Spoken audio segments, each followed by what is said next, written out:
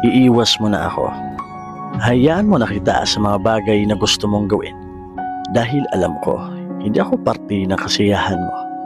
Baka kasi sa paglayo ko, habang nag-i-enjoy ka sa mga bagay na ginagawa mo, makita mo yung halaga ko at maisip mo na malungkot pala no, pag wala ako.